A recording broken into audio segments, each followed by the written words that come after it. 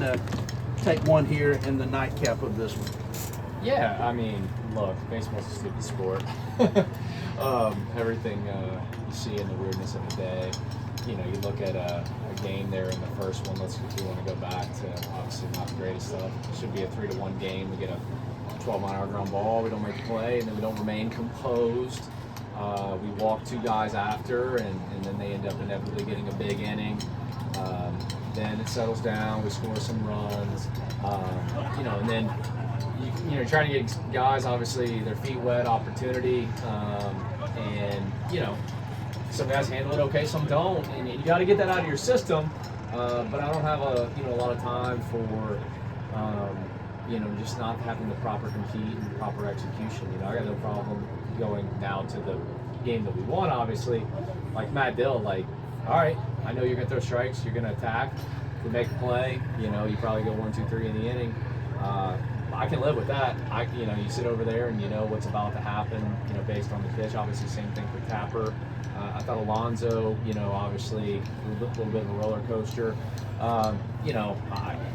To be quite frank, I mean, we obviously have an awareness of these things. That there was a lot of pitches that he threw that could have lessened his inning. They were strikes. It'd be nice for him to be called that.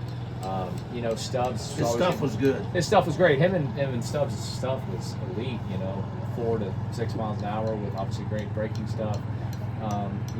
Obviously, I mean, you saw in the first, and this is the stuff that, this is where you can coach speak on these radio and TV or whatever things.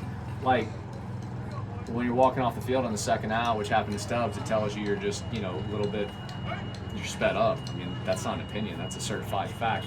Now, him coming over to Macon and pitching against his hometown team and all that, obviously it's a lot, but as I've always said for these guys, like, nobody cares about your backstories.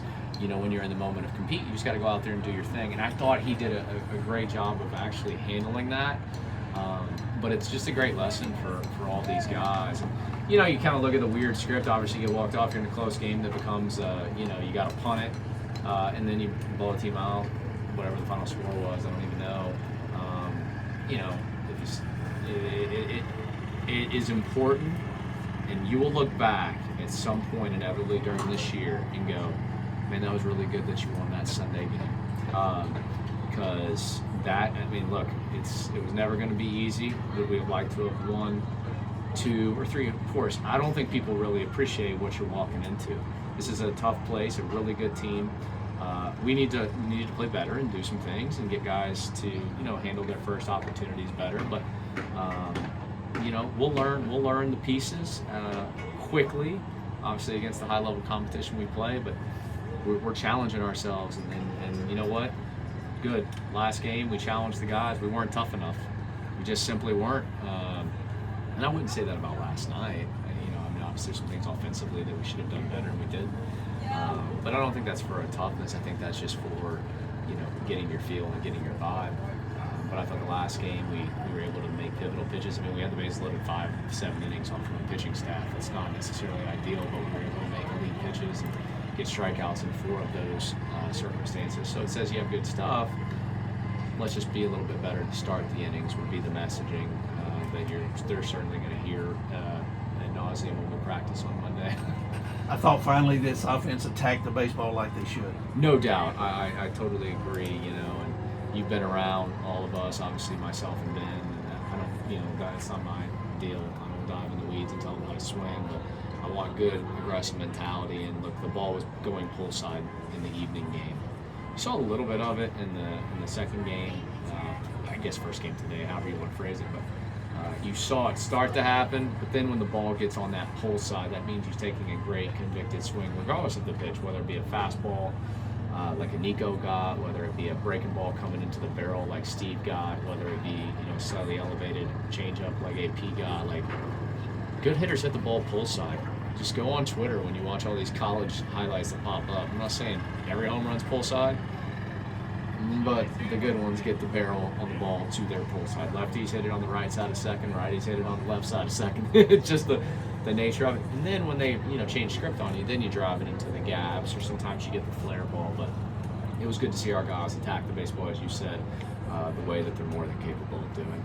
Well, let's hope it carries over on the road. Doesn't get any easier on the road in the SEC on Tuesday. Hopefully some of this from game 2 will carry over. No doubt, no doubt. And, I don't want guys, frolicking around, as if we conquered some of this last game. But I'm telling you, I've been in this a long time. And I can say that now. I'm starting to get old, Jerry. That's what they tell me.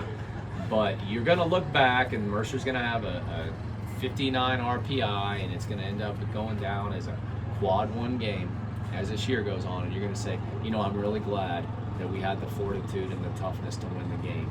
And while winning series is great and all that kind of stuff, guess what?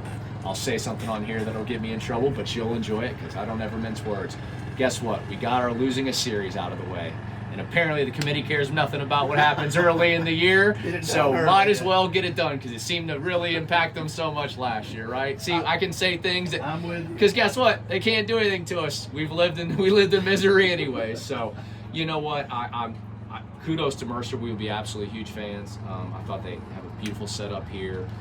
You got a beautiful view here, just as I get to sit out here and see. And Coach Gibson's been here a long time. They got a lot of banners here. They've won a lot of games. And so we'll be big fans of them, as they will certainly be big fans of us. And I think they got some good players, and I think they got some arms. Former Louisville guy like myself is their new pitching guy, and I think he'll do a good job with some of those kids. They definitely got some talent. They just got to get rectified too. So we'll enjoy the bus ride back. We're just going to head back tonight, be safe, rest our bodies. Got a little sickness starting to kind of creep around, so we need to be intelligent with that. Do what we need to do tomorrow, and have a great practice Monday before we head off to Starkville. Coach, as always, thanks for the time. We'll see you on the bus. Hey, thank you guys so much.